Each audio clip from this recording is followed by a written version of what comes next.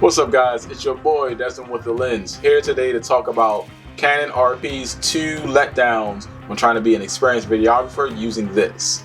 Now, if you're just getting into the videography world and you're grabbing a full frame camera, the Canon RP is not too bad of an option to grab. However, once you use it for a while, you've gone on a whole lot of shoots and you get really experienced, then you start seeing the 2 major flaws about this camera.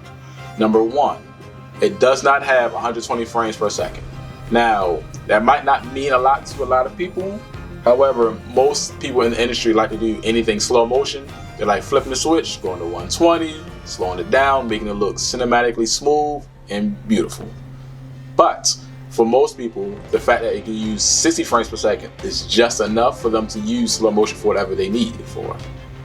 Then number 2, now this camera has what's called a touch to focus option, meaning when I look over here, I touch wherever I want the focus to go.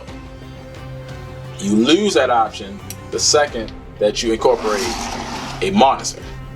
As you know, as soon as you become an experienced videographer, you grab a monitor. That way you can do a whole lot more with your videography world. But the second that I plug it in, once I plug it in the right way and everything comes here, I lose all that feature. The screen basically becomes dead and I have to focus basically on whatever type of focusing that I had on it, which was either eye autofocus or when you have it set for whatever's in the middle of your screen. But that's a big letdown because you want to be able to adjust your focus wherever you are. The only way to kind of get around this is by incorporating a cage, then adding a follow focus on any of your lenses that have the manual focus rings. That way you can control where you're focusing at. But that's another step that you shouldn't have to do.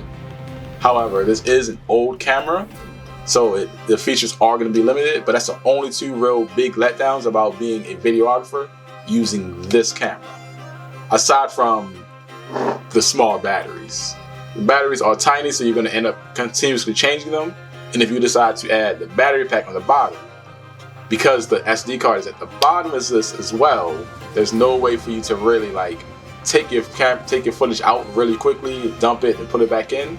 You will want to wait till the entire day is over before you dump all of the footage at once. But that's it for me, guys. Make sure to take the time to like and subscribe.